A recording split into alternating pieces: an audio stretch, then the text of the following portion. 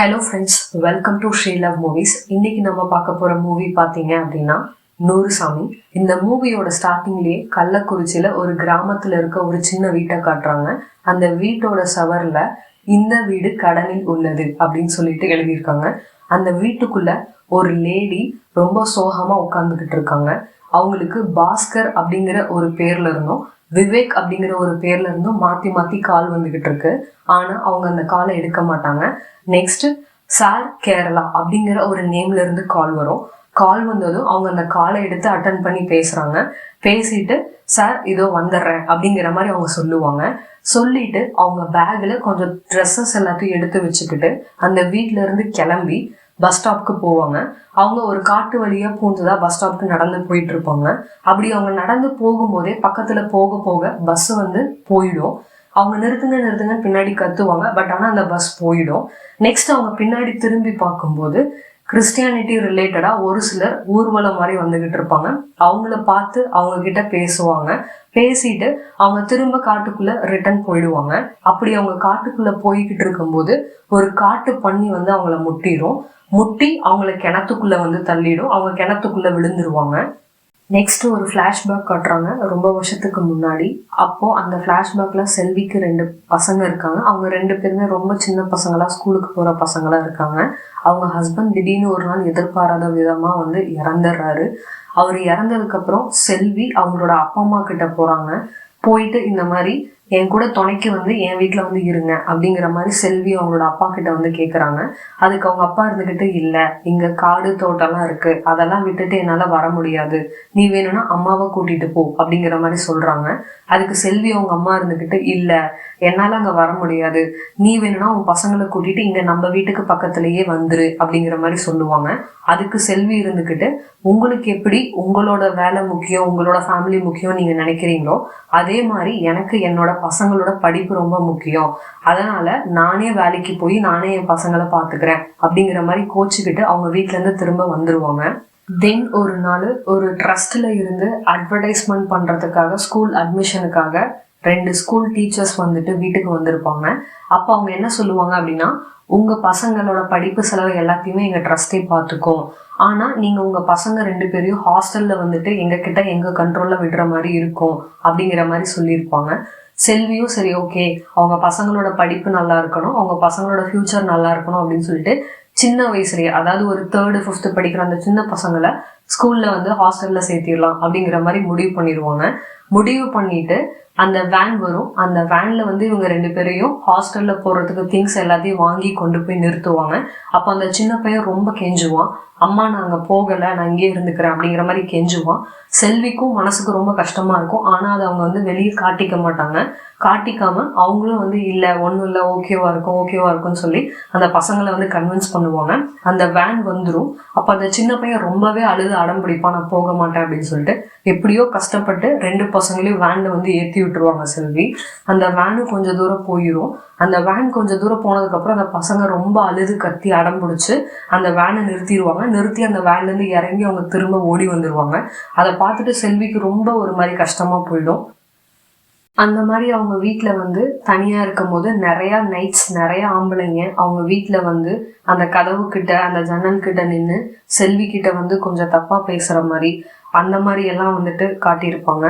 ஒரு single மதரோட struggle, society கொடுக்குற pressure, financial problems, பசங்களுக்காக அவங்க பண்ற சாக்ரிஃபைஸ், இது எல்லாத்தையும் ரொம்ப நேச்சுரலா எமோஷ்னலா காட்டியிருப்பாங்க. செல்வி ஒரு டிராவல்ஸ் ஏஜென்சில ஒர்க் பண்ணிட்டு இருப்பாங்க. அப்படி அவங்க ஒர்க் பண்ணிட்டு இருக்கும் போது ஒரு நாள் 2 பேர் பாஸ்போர்ட் வாங்கலாம் அப்படின்னு சொல்லிட்டு வந்திருப்பாங்க. அப்போ செல்வி அந்த 2 பேருக்கும் பாஸ்போர்ட் கொடுக்கலாம் அப்படின்னு சொல்லி கொடுக்கும்போது அவங்க 2 பேரும் செல்வி நெத்தியில பொட்டு இல்லாம பார்ப்பாங்க. அதை பார்த்துட்டு அவங்க ஓனர்கிட்ட நீங்களே அதை வாங்கி உங்க கையால கொடுங்க அப்படிங்கிற மாதிரி சொல்லியிருப்பாங்க. அந்த ஓனரும் செல்வி கிட்ட இருந்து வாங்கி அவங்க 2 பேர்கிட்ட கொடுத்துருவாரு. அவங்க போனதுக்கு அப்புறம் அந்த ஓனர் செல்வி கிட்ட என்ன சொல்லுவாரு அப்படின்னா, நான் சொல்றேன்னு தப்பா நினைச்சுக்காதீங்க, நீங்க இங்க வேலைக்கு வரும்போது மட்டும் பொட்டு வச்சுட்டு வாங்க அப்படிங்கிற மாதிரி சொல்லியிருப்பாரு. செல்வி ஓகே அப்படின்னு சொல்லிட்டு அடுத்த நாள்ல இருந்து ஆஃபீஸ்ல அங்க வேலை செய்யும் போது மட்டும் பொட்டு வச்சுப்பாங்க. அந்த பொட்டு வச்சுக்கும் போது அவங்க ரொம்ப ஹாப்பியா ஃபீல் பண்ணுவாங்க. அவங்க ஃபேஸ்ல அவ்வளோ ஹாப்பியா இருக்கும்.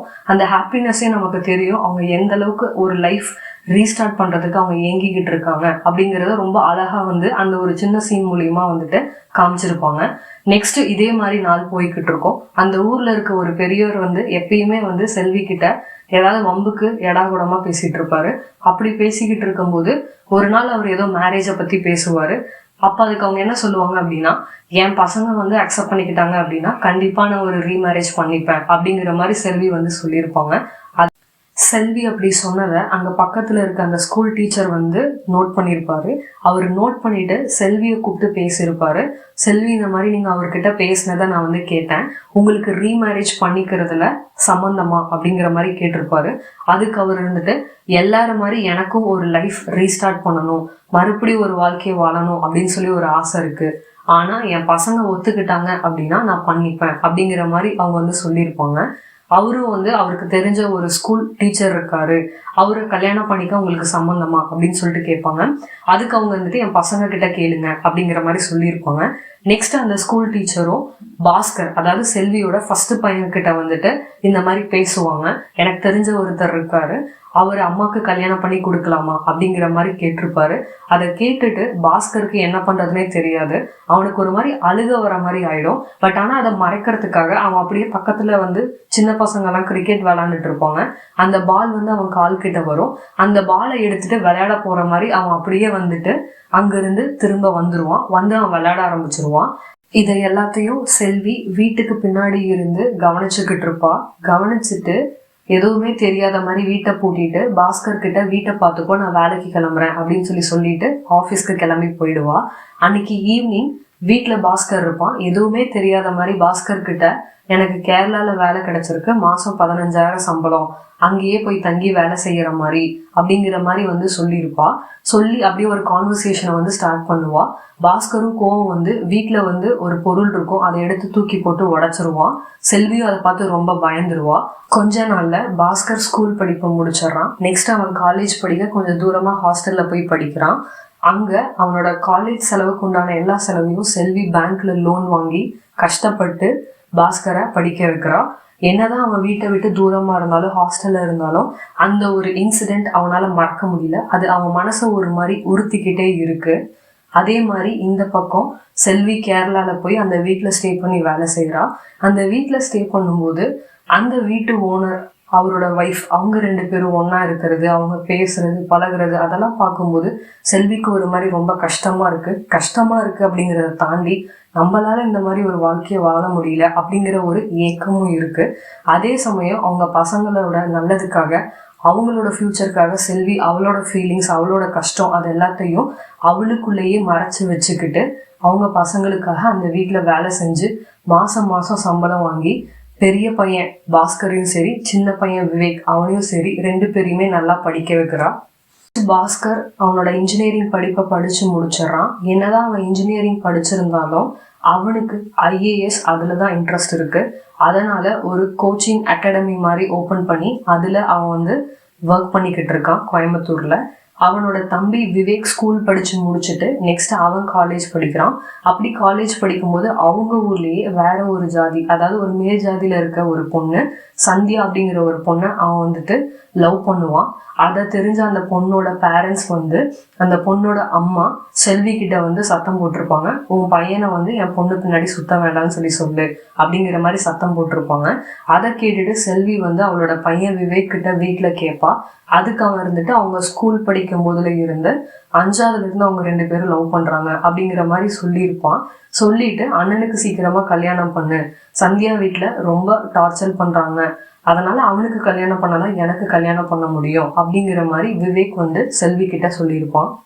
இப்பதான் பாஸ்கர் உண்மையாலுமே அவங்க அம்மாவை பத்தி, அவங்க அம்மாவோட ஃபியூச்சரை பத்தி யோசிக்க ஸ்டார்ட் பண்ணியிருப்பான். அப்போ ஒரு நாள் கோயம்புத்தூர்ல இருக்க அவனோட வீட்டுக்கு செல்வி வந்து ஸ்டே பண்ணியிருப்பா.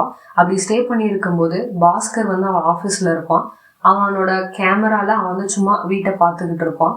அப்ப அவங்க அம்மா அந்த வீட்டுல இருக்க எல்லா வேலையும் மாத்தி செஞ்சுக்கிட்டு வேலை செய்யறது படுத்து தூங்குறது அப்படிங்கிற மாதிரி இருப்பாங்க. அதே மாதிரி ஒரு நாள் அந்த வீட்டுல எலி இருக்கும். அதை அந்த எலி பிடிக்கிற மிஷினை வச்சு நான் பிடிச்சதேன் அப்படிங்கிற மாதிரி அந்த கேமரால காட்டி செல்வி வந்து பேசிக்கிட்டு இருப்பான்.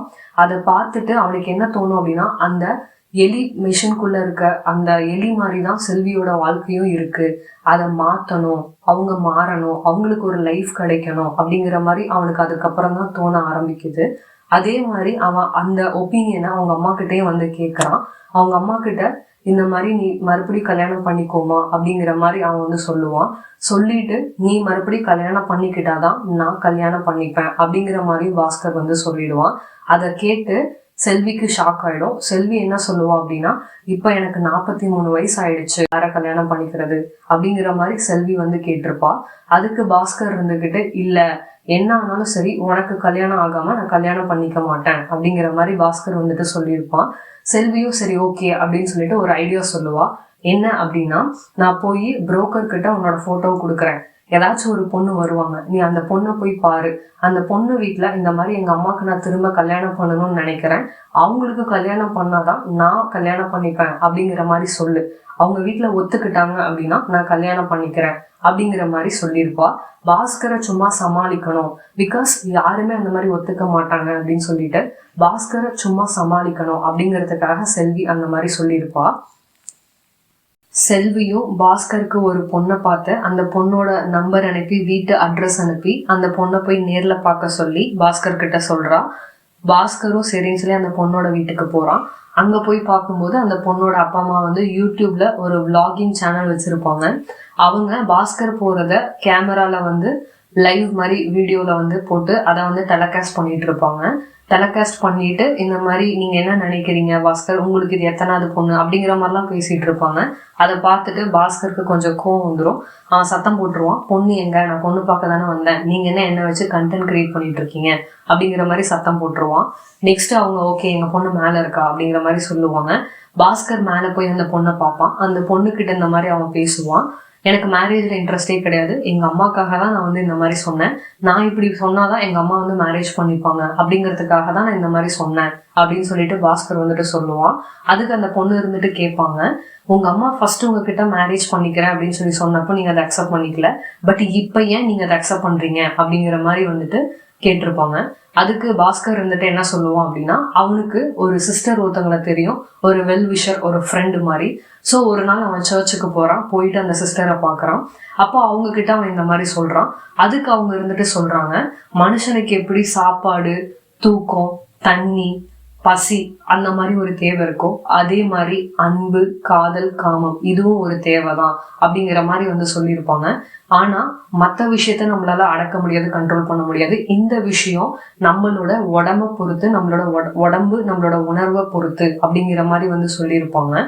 சொல்லிட்டு இது வந்து ஆப்ஷனல் தான், நம்ம நினைச்சா கண்ட்ரோல் பண்ணிக்கலாம், நம்ம நினைக்கல அப்படின்னா நம்மளால கண்ட்ரோல் பண்ண முடியாது அப்படிங்கிற மாதிரி வந்து சொல்லியிருப்பாங்க. அதை கேட்டுட்டு பாஸ்கருக்கு ஒரு மாதிரி கண்ணு கலங்கிரும். அவன் அதுக்கப்புறம் தான் ஓகே நம்ம ஒரு லைஃபை வாழ்றோம், நம்ம கல்யாணம் பண்ணிட்டு நம்ம லைஃபை நம்ம சந்தோஷமா வாழ்ற மாதிரி நமக்காக கஷ்டப்பட்ட நம்ம அம்மாக்கு நம்ம ஒரு வாழ்க்கையை ஏற்படுத்தி கொடுக்கணும் அப்படிங்கிற மாதிரி வந்துட்டு பாஸ்கர் வந்து முடிவு பண்ணியிருப்பான். அதை வந்து பாஸ்கர் அவன் பொண்ணு பார்க்க வந்த பொண்ணு, அந்த பொண்ணு சாதனா கிட்ட இதை வந்து சொல்லுவான். அதை கேட்டு அந்த பொண்ணுக்கு வந்து ரொம்ப பிடிச்சி போயிடும். அதே மாதிரி பாஸ்கர் என்ன சொல்லுவான் அப்படின்னா, நம்ம ஒரு டீலிங் வச்சுக்கலாம், உங்க ஃபேமிலிக்கு என்ன வச்சு கண்டென்ட் கிரியேட் பண்ணா உங்களுக்கு கண்டென்ட் கிடைக்குது, எனக்கு நான் உங்களை பிடிச்சிருக்கு, நீங்க இந்த மேரேஜுக்கு ஓகே சொல்லிட்டீங்க அப்படின்னு சொல்லும்போது எங்க அம்மா அவங்களோட மேரேஜுக்கு ஓகே சொல்லுவாங்க, அப்ப நம்ம 2 பேரும் ஒரு டீலிங் வச்சுக்கலாம் அப்படிங்கிற மாதிரி பாஸ்கர் வந்து அந்த பொண்ணு சாதனா கிட்ட சொல்லுவான்.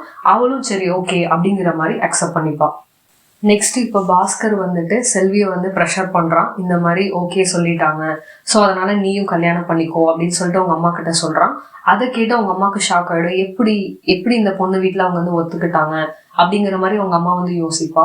யோசிச்சுட்டு அதே மாதிரி 2வது பையனான விவேக்குக்கு இது தெரியுமா, அவன் அதை எப்படி எடுத்துப்பான்னு தெரியாது, அவனுக்கு ஓகேவான்னு சொல்லி கேட்கணும் அப்படிங்கிற மாதிரியும் வந்து சொல்றா.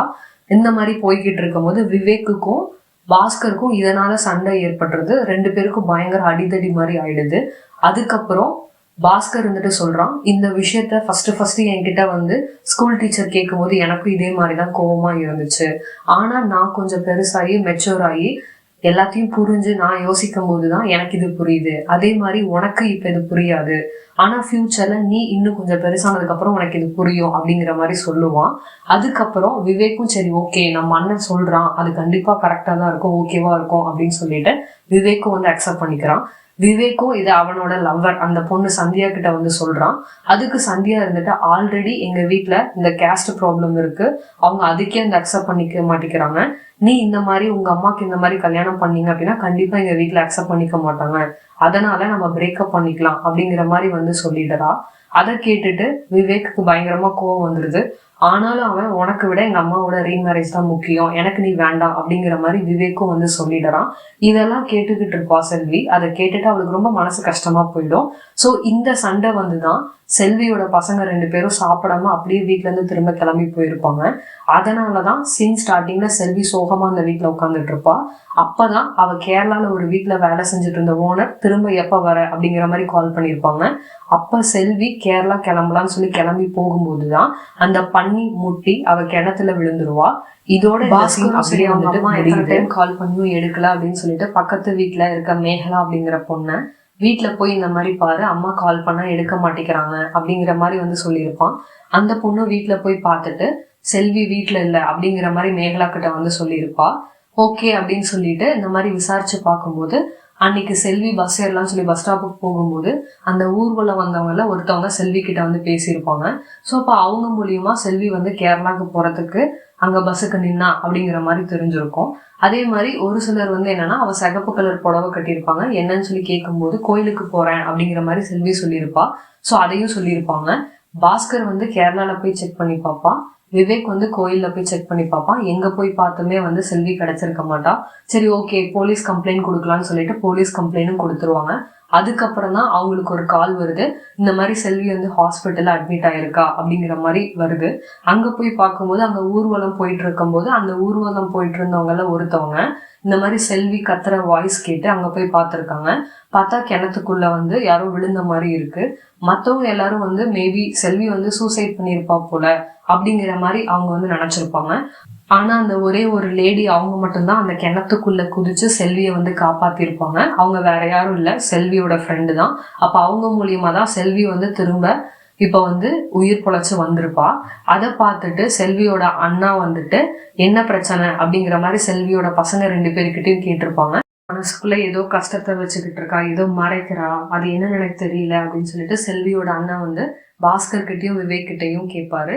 கேட்டுட்டு அவர் என்ன நினைச்சிருப்பாரு அப்படின்னா, அவருக்கு ஒரு பொண்ணு இருக்கும், அந்த பொண்ணை பாஸ்கருக்கோ விவேக்குக்கோ கல்யாணம் பண்ணி வைக்கணும் அப்படிங்கிற மாதிரி அவர் வந்து நினைச்சிருப்பாரு. அதனால நீங்க ஏதாவது ஒத்துக்கல அப்படின்னு சொல்லிட்டு இருக்குதுன்னு உங்க அம்மா ஏதாவது இந்த மாதிரி தப்பா முடிவு எடுத்துட்டாளா அப்படிங்கிற மாதிரி அவரு கேட்டிருப்பாரு. அவங்களும் இல்ல மாமா ஏதோ ஒண்ணும் இல்லை அப்படிங்கிற மாதிரி அவங்க சொல்லி முடிச்சிருப்பாங்க.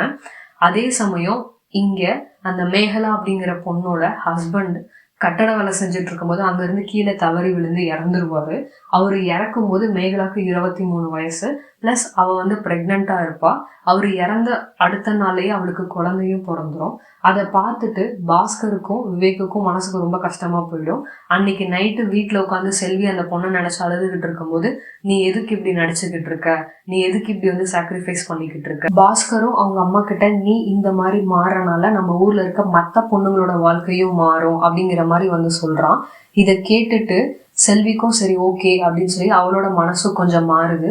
அவளும் பாஸ்கர் கிட்ட சரி ஓகே அப்படிங்கிற மாதிரி வந்து மேரேஜ்க்கு வந்து ஓகே சொல்லிடுவா. பாஸ்கரும் வந்து மேட்ரிமோனியில அங்கங்கன்னு சொல்லிட்டு நிறைய மாப்பிள்ள எல்லாம் வந்துட்டு அவங்க அம்மாவுக்கு பார்ப்பான். அது எதுவுமே பெருசா அவளுக்கு பிடிச்சிருக்காது. இப்படி லைஃப் போயிட்டு இருக்கும் போது செல்வியை காப்பாத்தின அந்த ஃப்ரெண்டு கூட செல்வி வந்து கொஞ்சம் வெளியே ஒரு சர்ச் ரிலேட்டடா ஒரு கோயிலுக்கு அந்த மாதிரி வந்து போயிருப்பாங்க. அங்க இந்த மாதிரி போய் வேண்டுதல் வைக்கும்போது செல்வியோட ஃப்ரெண்டு எங்க ஏழுமலை அண்ணனுக்கு கல்யாணம் ஆகணும் அப்படிங்கிற மாதிரி அவ வந்து வேண்டிப்பா. அதை கேட்டுட்டு செல்விக்கு தோணும், நம்ம ஏன் வேற ஒருத்தரை கல்யாணம் பண்ணிக்கணும், இவரையே நம்ம கல்யாணம் பண்ணிக்கலாம்ல அப்படிங்கிற மாதிரி செல்விக்கு தோணுது. செல்வியும் அந்த ஃப்ரெண்டு கிட்ட இந்த மாதிரி கேட்பா. அவங்களும் சரின்னு சொல்லியிருப்பாங்க. அடுத்த நாள் செல்வி அவங்க வீட்டுக்கு போவா. அந்த ஃப்ரெண்டோட வீட்டுக்கு போய் அவளை கூட்டிக்கிட்டு ஏழுமலையோட வீட்டுக்கு போவாங்க. செல்வியும் அவ ஃப்ரெண்டு கூட ஏழுமலையோட வீட்டுக்கு போறா. அங்க போய் பார்க்கும்போது ஏழுமலையோட பெரியம்மா இருப்பாங்க. அதே மாதிரி செல்வி அந்த வீட்டை சுத்தி பார்த்துக்கிட்டு இருப்பா. அப்படி பார்த்துட்டு இருக்கும் போது ஏழுமலை கரெக்டா உள்ள வந்துருவான்.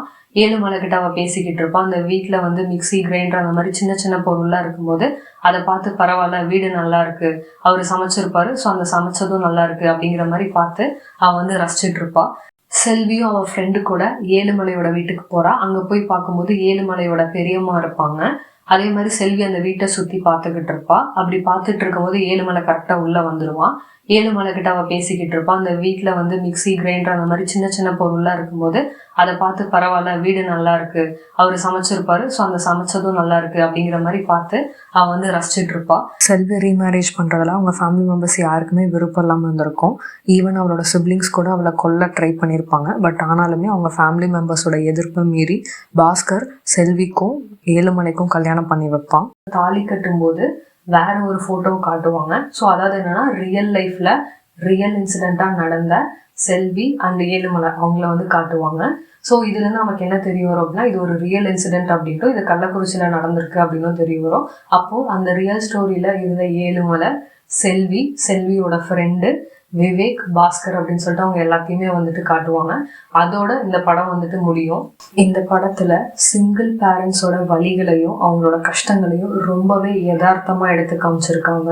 சாப்பாடு, தண்ணி, தூக்கம், அந்த மாதிரி காதல், அன்புங்கிறதும் ஒரு உணர்வு தான் அப்படிங்கிறத ரொம்ப யதார்த்தமா எடுத்து காட்டியிருக்காங்க.